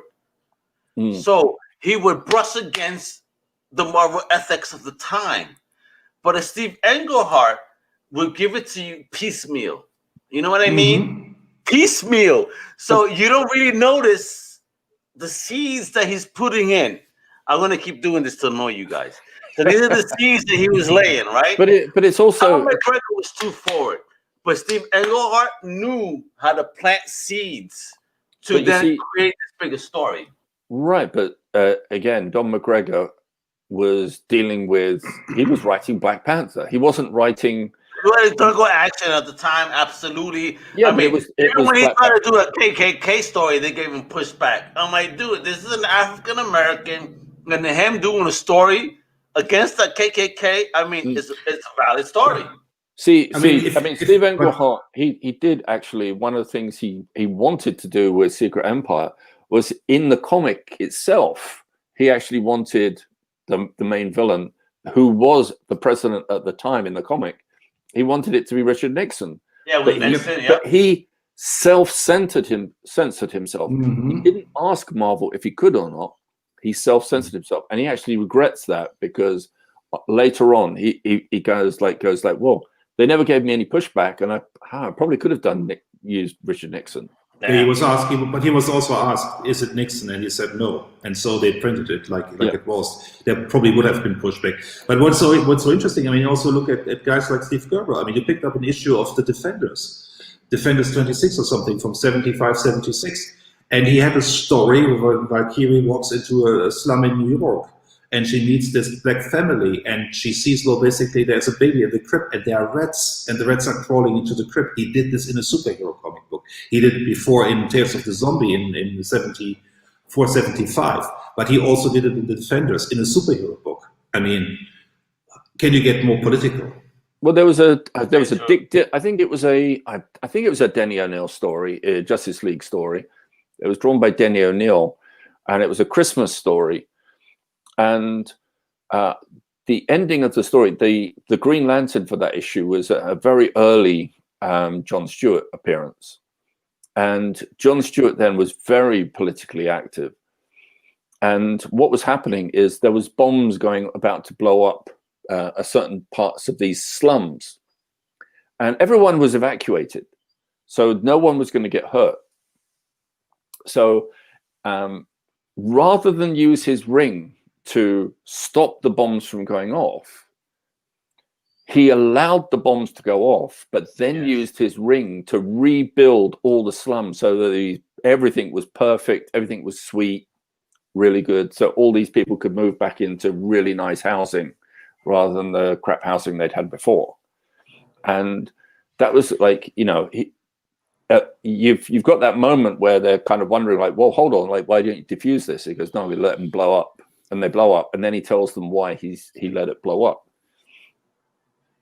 And I just thought, like, yeah, I mean, that was like, just, how many times have we seen in comics where like someone's told a story of New York and you see a rat in the jumping in some kid's crib, or so. Yeah, it was Gerber who started this all, and what's so interesting? I mean, if you talk about politics and comics, I mean, you had Denny O'Neil, who was a very progressive guy, and he remained this. And if you say, well, basically, who is one of the most influential creators in comics? It's Frank Miller, but Denny O'Neil mentored him. And gave him books on storytelling. And if you keep your mindset young and fresh, that what happens. If you think Denny O'Neil was in his 50s, he could have said, oh, what is this? Art looks crude. I don't know what this is. No, instead he said, well, this is fresh. Let's do this. I help this kid. But if you look at it, everything builds upon the previous, what came before. Like Jack Kirby doing the X-Men as white people ostracized, being called muties, just so that he'd get across the feeling to everyone that what it feels like to be, Jewish or black or Hispanic. And so, he did that. But whereas if the X-Men had been created in the 70s, maybe they could have just gone straight in and had the X-Men being like black and Hispanic. I think also Stan Lee doesn't get enough credit for what he did with the Avengers, because he had this book that was made up of the Earth's greatest heroes. You had all these semi-gods, Iron Man, Thor, and the stories were boring as hell. And then he shook it up. And what he did was he kept Captain America, but then he had two foreigners who were criminals before in the X-Men, Quicksilver and Scarlet Witch. They were introduced as criminals, and he had another criminal, Hawkeye. And he was Stan's message: you could reform even as a bad guy. And he did this in the 60s. It's incredibly progressive, actually. Yeah, they did that later on with Swordsman as well. He was the villain, and then he too became a good guy. Exactly.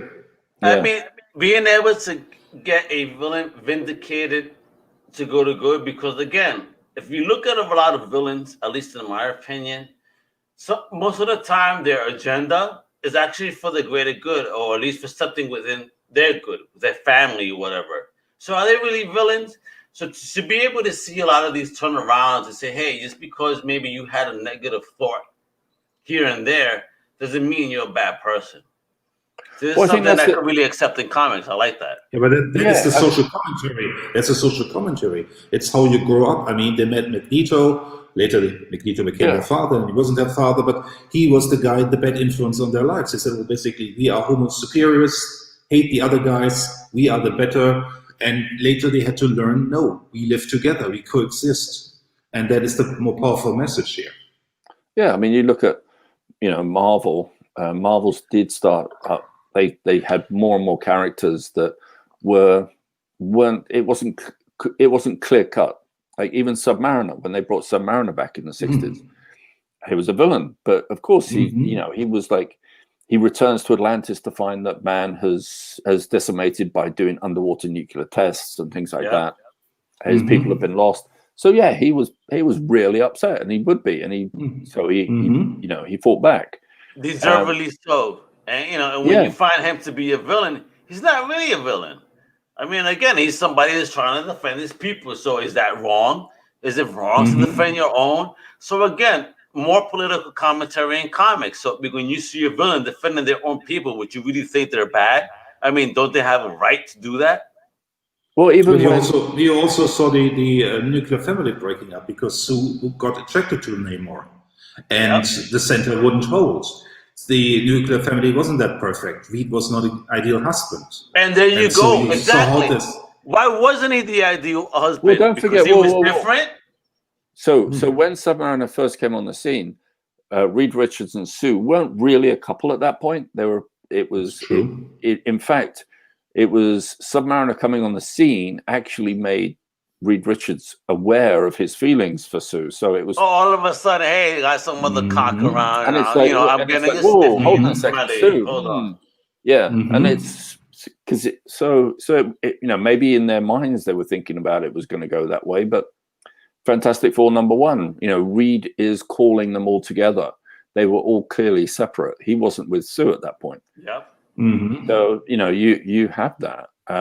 He was a much older person too. I mean, it's very pedophilic too, because it wasn't Sue kind of teenage at the time. But if you look at Hollywood, early 20s. Hollywood was always the older leading man who was like in his late 40s, 50s, and these young teenage stars. Yeah, getting 19, 20 years. Come on, I know that happens now. Stop it, yo. Stop. But I think one of the things where I think the Marvel Cinematic Universe actually did better than the comics was Thanos, where Thanos actually had, he was very cold. He was very cold, but having an agenda where he wanted to save the universe.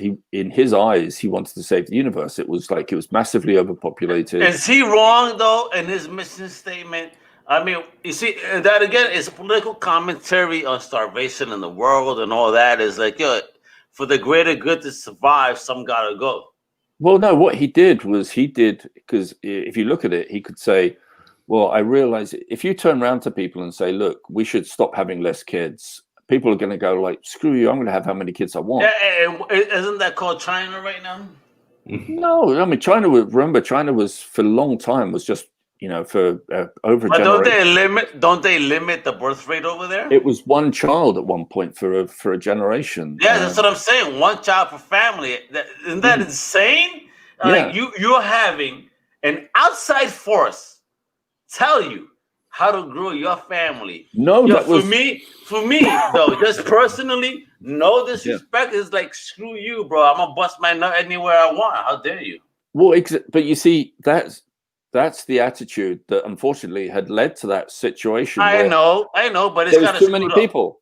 So it's like, what you're going to do is, we even today we're not having, when we have wars, our wars on the scale that they were during World War I and World War II. Yeah, we're not losing half the population like back in the day. Yeah. And even when like coronavirus, it's having a massive effect on the world. but it's not the bubonic plague that wiped out millions. No, and it's not. millions of people. Although it's strong in Florida, because I have ignorant people out here now that I'm over here that want to go clubbing and chilling, and I understand that there's something going on. Yeah, but that's because there's a perspective of it that's, hey, look, I'm young, so it's only old people that are dying, or it's no problem. I have people my age and younger that have suffered through this, and I thought I was gonna lose a friend not many months ago. So and I was in tears, but my man recovered. Bless, yo. But this is real. Don't it's totally fuck real. around, yo. It's totally real. I'm of that. I'm a firm believer in that the politicians that we elect to office should have the healthcare we have. Why not, man? You know what? They're gonna start crying like a motherfucker. Exactly. Like, why? Like, think about it. If the presidents of the country had the same. If Donald Trump had this shit when he got COVID, I'll fucking say it. If Donald Trump had the insurance we had during COVID, my man wouldn't be alive right now. No, so shut the fuck up, bro. But if your friend had the same healthcare that the president had, he'd be alive. Absolutely, he would have recovered a lot faster. Like my man, what is it? That even 2 days after trying to take off his mask, talking about I'm good. Word. Yeah. Damn, yo, that's what privilege buys you, right? But unfortunately, I'm not of the color that privilege buys those type of effects. It's see, that's the other thing. And that's the thing. I think when you go back and look at Martin Luther King and Malcolm X, Martin Luther King realized that the fight wasn't between black and white. He realized that the black and white divide was created by the elite whites who it was more of a poor. It was, Yeah, because you got your poor white people too living in trailer parks and shit. So I know that, we're all in this together, whether you're white, black, and that's Asian. Why racism started. It's so stupid. We're earthlings, bro. There should be no racism. We're all of one earth, man. Yeah. Racism was started just so that the elites could actually push their agendas and their fucking, attitude to, make their bread and take their corner of the universe. At least that's the way I see it. Again, this is what we're trying to do in our universe, man. We're trying to just expound and everybody can be at this table. Fuck everybody else. Yeah, and basically what the elites did was they made the poor whites feel that they actually had someone they weren't at the very bottom. And there was someone. So as long as you knew you felt better about it. And that's a shame. Oh, you got to feel better about something. How about doing things because it's just the right thing to do? At the end of the day. That's right. For me, that's what it is. That's what it should be. Do what's right, not what just because you're led to it. Just be a human being. Again, we're all of one earth, man. At the end of the day, and I think this is how we really got to perceive it, because we're all one citizen of this planet. Regardless of our color. Because if you cut me, I cut Dave, I cut Chris. Guess what? Red's coming out. Yeah.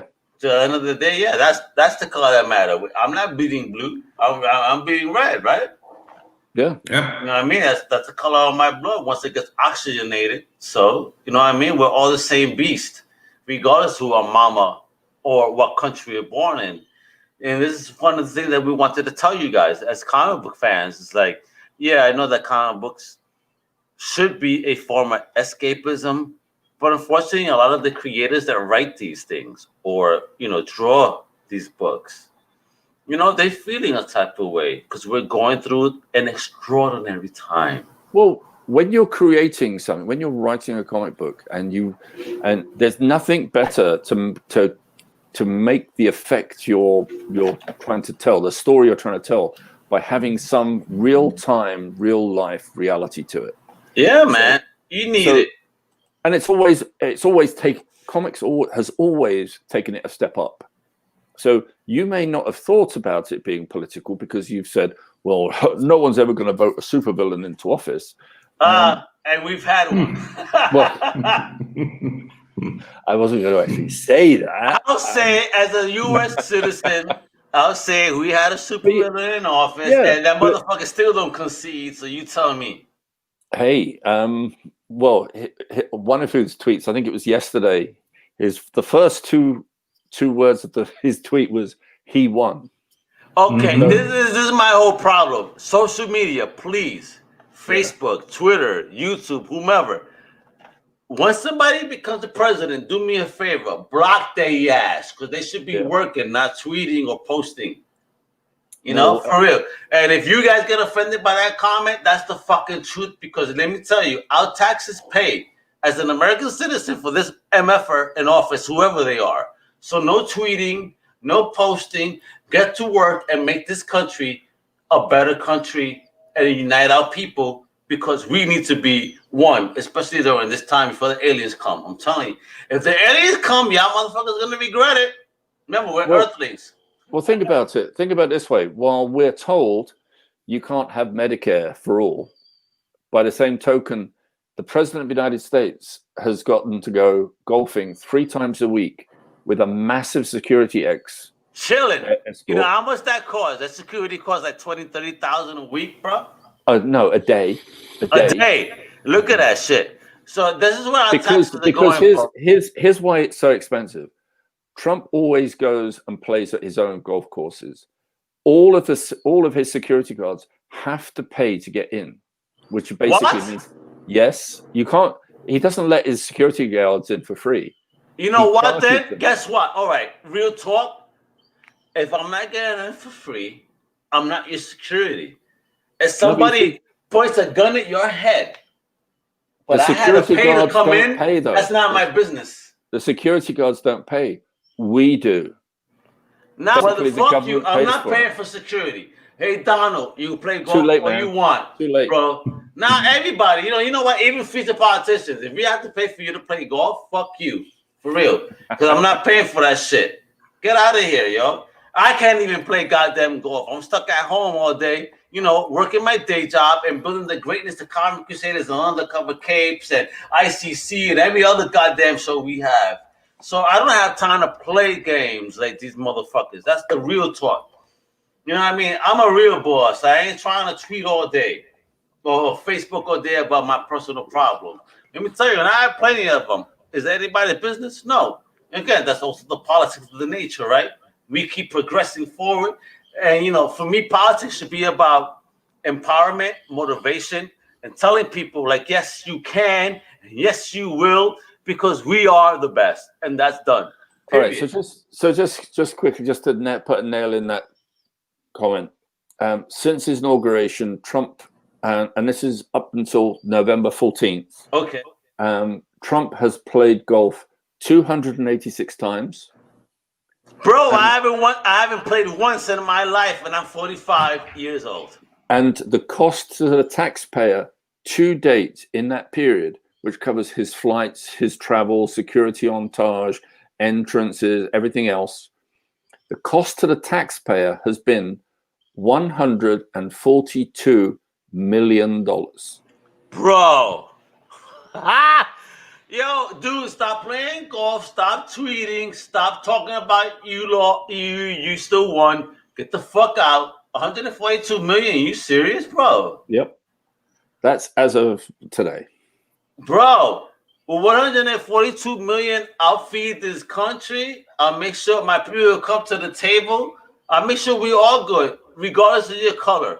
I don't give a fuck, because, America is a melting pot. Wow, this is who we have that doesn't want to concede. And not for nothing, folks. I want to say something very controversial. At the end of the day, don't hold back. No, I'm not going to hold back, because at the end of the day, we're stuck with 2 white folks that are over 70 years of age. That means that they're stuck in certain ways. So whether it's Trump or Biden and whatnot, it doesn't fucking matter at the end of the day. They're both white, stuck at the end of the day. We're privileged. And regardless of I don't affiliate with any fucking party. Fuck all that. I'm part of the Common Crusader party. That's my party. So you know what I mean? At the end of the day, we're stuck because, at least Donald Trump is very fucking open about his racism. But from what I understand, even back in the day, my man Biden believed in segregation, which is kind of fucked up. So, you know what I mean? We're stuck with old thoughts and old ways. You know what I mean? My man Biden is 76 fucking years old. Stop it. We need young blood in office. For me, you should be 40 plus, 40 at least to start running. Fuck the 70s shit. Stop old thought because So again, wait. Let me finish this because I come from this generation. I'm 45 years old. I come from a generation that came from playing outside and I grew into the internet. Unlike our kids that only know internet. Unlike our parents that only know outside. We are really that middle generation. We are the generation that can make the fucking difference because we understand both sides of the goddamn spectrum. Please wake up, folks. Stop hiring motherfuckers that are 70 goddamn years old to run this country. We need motherfuckers that are 40, 50 that understand the divide. Listen, I don't like talking politics, but today this was the topic, and I'm going to let it out. Please, in the future, after this bullshit, let's get someone in this country at the very least that is of our age and understands the divide between old school and new school and could actually bring us together. Because we're stuck with motherfuckers that are just stuck on their ways, and I'm tired of it as a Latino in this country. Again, me waking up every morning, I turn on comedy because it just upsets me. But please, guys, wake up, man. We need young blood, real people that understand both divides, and I'll leave it at that. Yeah, and all I'm going to say is this is the guy who I supported. Let me tell you, I wish he was much younger when he ran. You know what I mean? But you see, it wouldn't have mattered. But the point is, the thing about him, and his thoughts. If it's not just his thoughts, but if you look at who he nurtured, who he elevated, if you look at the squad, for instance, all of those people he elevated, he helped to get where they were. Help, yeah, man, a good-natured person. And that's it. He saw his role as being the gateway to a new generation. He wasn't going to continuation of what was. He was the guy who put the block, who wanted to stop all of this. Dave, I love your verbiage there. You said gateway, not gatekeeper. No, gateway. Gateway, exactly. Open up the mother effing gates, folks. You look at, just look at the people he surrounds himself with. It's all people of color, different sex, different orientation, but he doesn't care about that. Because it doesn't matter. We're human beings at the end of the day. Yeah, you look at people like Ilhan Omar and Alexandra Ocasio-Cortez. It's Rashida Tlaib. These are the next generation. This is America is multicultural. Exactly, you're absolutely right. And then we have these very powerful women. That's what I'm attracted to. I love it. I love seeing powerful women that are kicking ass and just going out there like Ocasio. You know, I'm telling you, I love that. I love that energy because you're powerful. You're not afraid to show it. That is what I'm attracted to. You know, I'm a man, but bro, I love seeing a powerful woman. Why not? You know what I mean? Because again, we were birthed from women. I mean, at the end of the day, it's like if you can't show respect for ladies, bro, then you're ignorant and stupid. That means you don't even love your mama if you can't respect women, bro. For real. That's just in my opinion. Again, so this has been a very, very intense little thing. I mean, we talk comics, but we talk our lives as well and our effects. Because again, I'm different from you guys, coming from my perspective and how I grew up here. Again, I don't know if you guys were stopped every week by cops as I went to work at 6 a.m. They would stop me, search me, look through my jacket and my book bag. I mean, for real, I had it tough growing up in New York just because I look different. Let me tell you that. I mean, real talk here. I would hang out with my white friend and I would be the one stopped and searched and they would tell him to take a walk. And he's the one that had the bad stuff on him. Right. You understand me? It's like, so I know how it feels. I know how it is grow up this way, but don't be angry. Let's really just push for change. Keep advocating the change. And instead of getting upset, don't pull out weapons. Let's do this peaceful because you know what? We're that smart. We are. I've been in a car where a black friend was driving and we got stopped by the police and literally he's asking for his license and he leans down and sees me and he goes, she like goes, looks and like, is anything wrong? Why are you here? and he goes, it's all right. You guys can go. What? And just let us go. Bro, we I just need go, you here in Florida. That way I don't get stopped no more. No, It's because I hit 80, but at least I have a wife. And hey, my wife friend has an emergency. no, you see Listen, it. bro, I got kicked out of Queens once because I was driving with my friend, the darkest Puerto Rican you would have ever met. I mean, he rest in peace. Edwin Rivera, we used to call him Toast. He was the darkest Puerto Rican. But I got kicked out of Queens with him in a car once. The cops rolled up, stopped us. Where you from? We're from Brooklyn. What do you mean? Why are you here? Oh, we're about to go shopping because we went to Steinway in Astoria, Queens. You know, they had a lot of stores. And yeah, my man said, you ain't doing shit tonight. Please turn around and we're going to escort you out. They literally followed us out of Queens. Jeez. I kid you not. And I Yeah. mean, this is the shit I went through. I got beat up by cops in front of my parents for Thanksgiving weekend. I kid you not. As a kid, even before I moved to Massachusetts, at 40 years old, not 5 years ago, I was stopped and frisked in New York. I had nothing on me. But at 40 years old, I said enough is enough. I went to the Civilian Complaint Review Board. Folks, it works. I got 3 cops fired for harassment based on my race. Right. So I don't like to talk about these things. But again, the theme is politics, right? I want to let y'all know, yeah, we have power, not just in comics, but in real life. And we could use that. I've been through shit. Facts, just because of this. You know what I mean? Look at me. Yeah. Just because of that. I mean, as stupid as that sounds in this great country that's a melting pot, it's just the fact of life. That I think has been the thought that America's a melting pot when it really isn't. If you've New York was always chopped up into boroughs, like different ethnicities lived in different parts of. Listen, there was a point in time where they were called Bronx, another part of Puerto Rico, because too many Puerto Ricans went to the Bronx. Yeah, and even now I joke around saying that Florida is a borough of New York because there's so many New Yorkers here. Yeah, well, that's why they've all gone to retire. Yeah, exactly. We come here to die, apparently. We go south to die. That's what we Americans do, the world. No, but with that, though, this has been actually a fantastic topic. I mean, we covered comics has been always a theme with politics. My life, our lives have always been a theme. Like, Chris, we even haven't touched on you. You know, what was your youth like in Germany?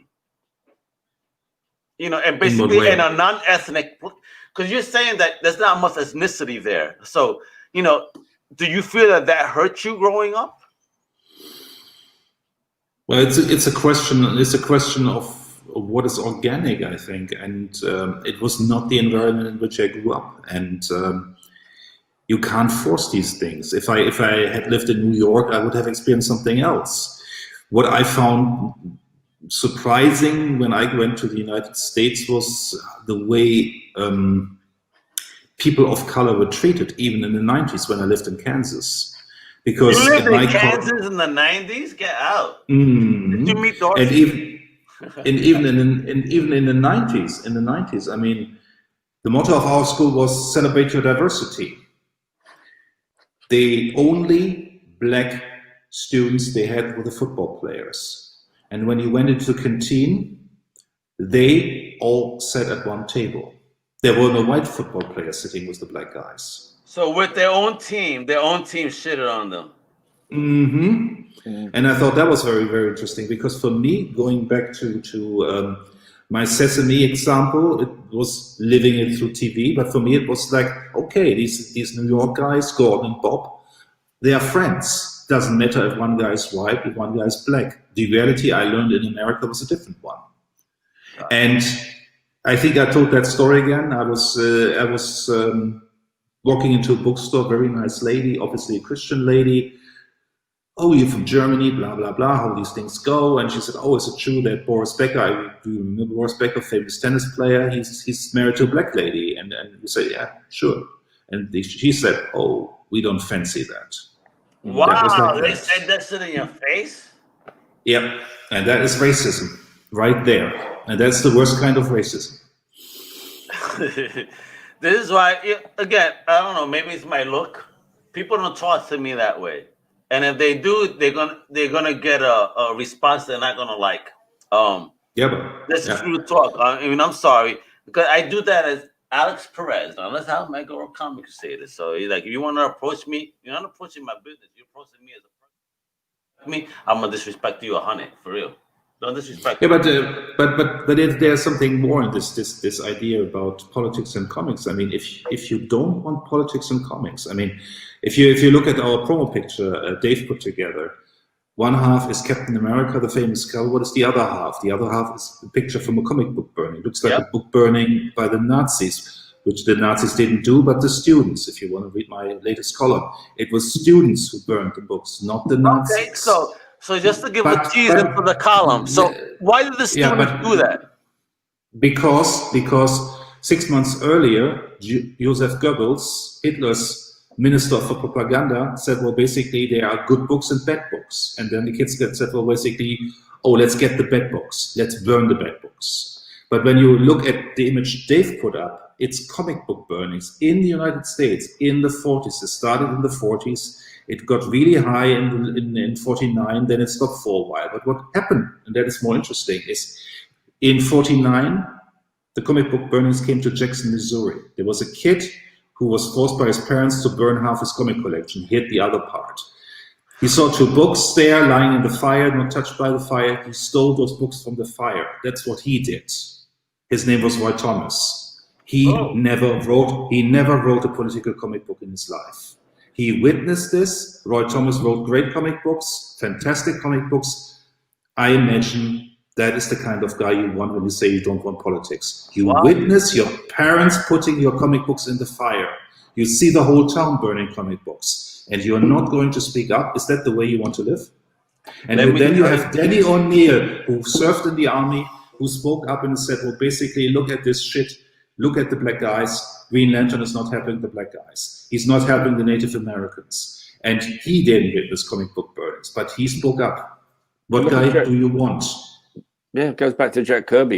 He fought in the war. He fought with there was black GIs, and he's it's very rarely do you see them portrayed in comics. And he created a black romance comic for DC Comics, beautifully drawn, and DC rejected it. Yeah, he created the third Mr. Miracle, and it was a black guy. And look at the history of DC Comics here. Like, they really prevented it. Was so against the grain. I mean, and that's kind of fucked up because, again, DC Comics, the birth of Action Comics, who kind of led to DC Comics, was created by ethnic folks, that were Jewish.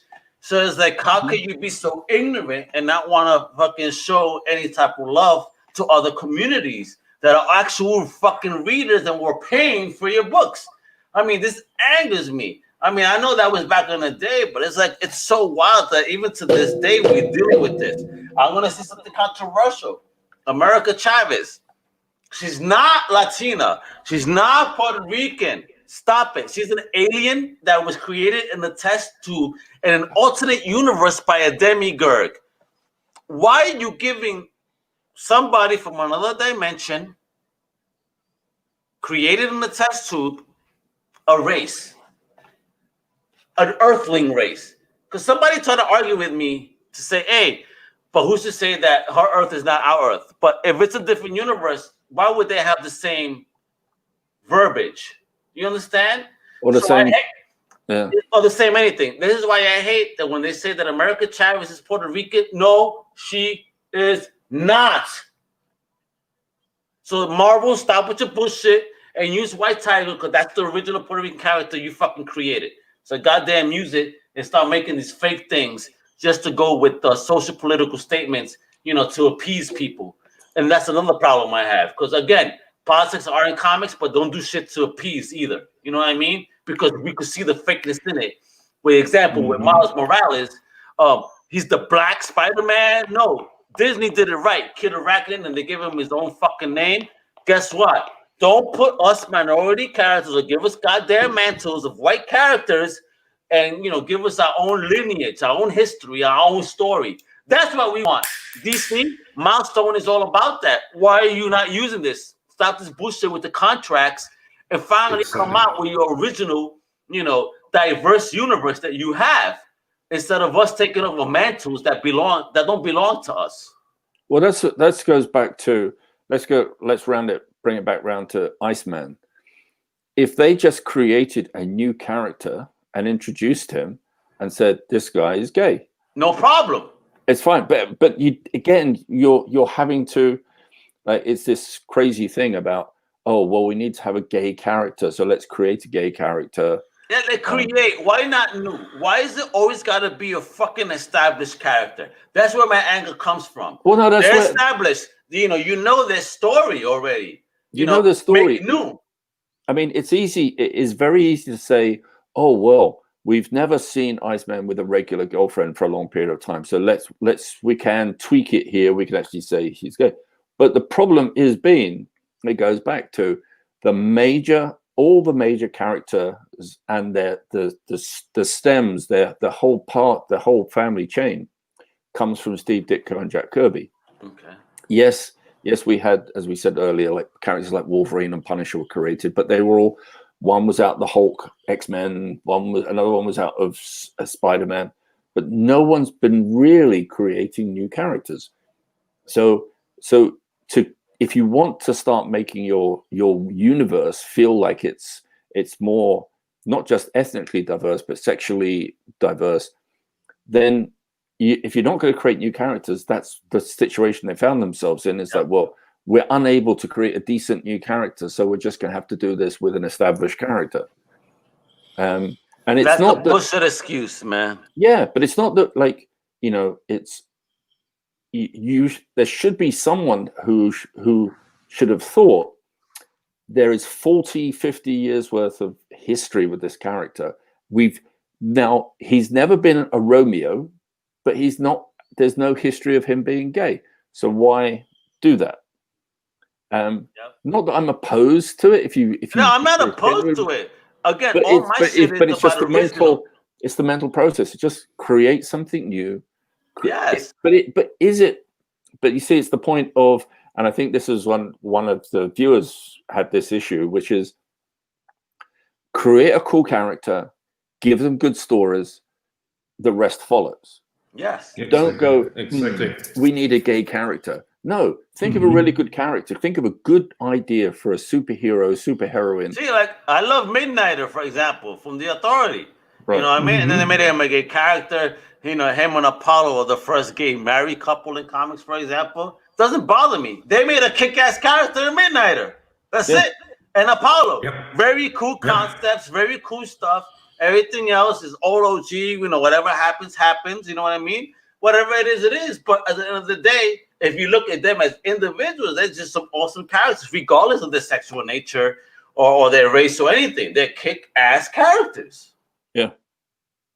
So why can't we just do that? We got to focus so much on things, you know what I mean? Like, and it's fine, but at the same time, it's like, again, the originality aspect. Again, Midnighter, Apollo, original. Creations, awesome, great stuff. But again, like you said, when they start changing things, it's like, it's not necessary. You never pointed to this before, now all of a sudden it's this. Just because you want to fit a narrative. And the thing that's what's sad, because a lot of comics want to fit a narrative. The social political narrative, the political narrative, whatever it is. How about just fitting and creating good stories and maybe allow us sometimes, just sometimes, escapism. You know what I mean? Where you're not touching on the political theme and just giving us a good story. Comics should be escapism, and to a certain element as well, educational. And when I say educational, it's not in certain facts. This isn't a history books or anything like that, but as a tool to have people learn how to read. That's pretty much, because the more they're proven time and time again, comics are a great way to get people reading. If you've got someone who's really having a struggle getting into a book, comics are a great gateway to reading. And that can be, 6th, 7th grade, up to that, they're still having struggle reading. Comics can Comics can break that. Comics can be a good into creating someone who's not just becomes a reader, but someone who actually wants to become they enjoy reading. Yeah. But you need both. I mean, we talked about the original Spider-Man run with Ditko. The reason why we fondly remember these stories and why you said, well, basically the Romita run is like vanilla, is because once it became Betty and Veronica with Peter Parker, it became a vapid book. It became a boring book. Yeah. The escapism made it boring. What was interesting was the roughness that Ditko brought to it, the uncomfortable situations, the situation that you had a hero who wasn't good looking, you had a hero who was awkward, who couldn't get the girl initially, and who was hated by the world. And that made it interesting. Ditko was not a winner, and he projected a lot of himself into this book. And I find that vastly more interesting to read, and I remember these stories more vividly.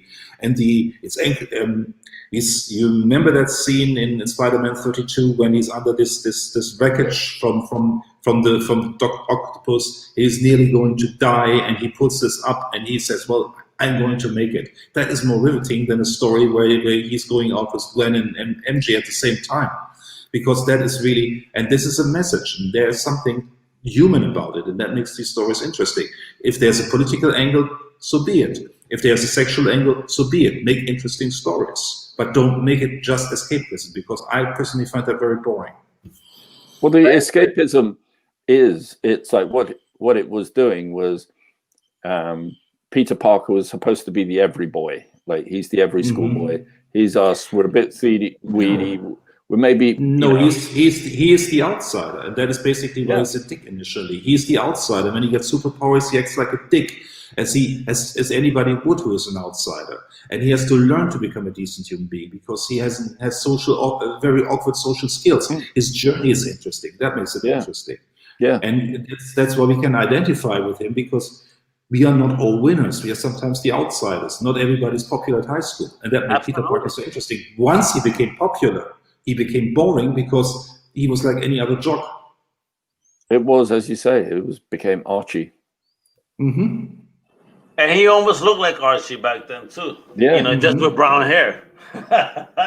He had this little motor scooter there. His life was perfect, and it only really changed once Jerry Conway came on the book, and then the book immediately became much more interesting. That's Jerry Conway, man. I think we need to continue this conversation because we've already been in 2 hours, guys. Holy shit. It doesn't even feel like it. But again, this is the topic that we're going to keep talking about because, again, it's such an evolved topic in comics. Yeah, but before we go, let's look at the Superman pages Dave commissioned. Let's look at those. Yes. So check this out, guys. So you want to talk politics, right? So my man over here commissioned 2 pages, right?